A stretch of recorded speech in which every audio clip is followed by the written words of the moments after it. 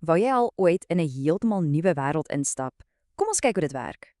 Jy het seker al hierdie kopstukke gesien, maar wat gebeur regtig daar binne?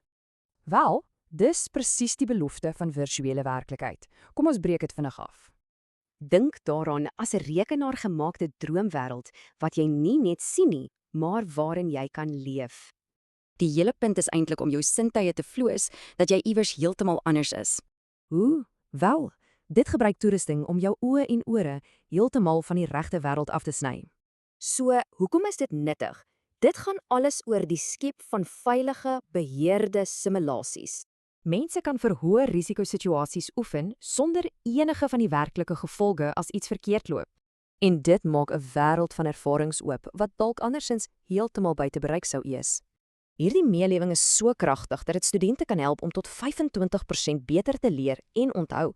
Maar wag, om jou brein so te flous het ook 'n donker kant. Kom ons kyk gou. Ja, jy kan fisies naar word, maar die psigologiese bekommernisse, dis waar dit regtig diep raak. Die groot etiese vraag is, wat as veral kinders nie meer weet wat is regtig en wat nie?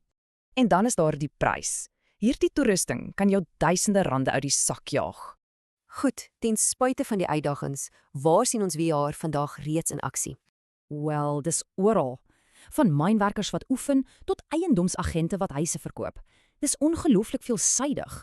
Jy ken sekerlik van die groot name hier, soos Oculus, HTC en natuurlik PlayStation. So, dit los ons met 'n laaste, maar deurslaggewende vraag om oor na te dink.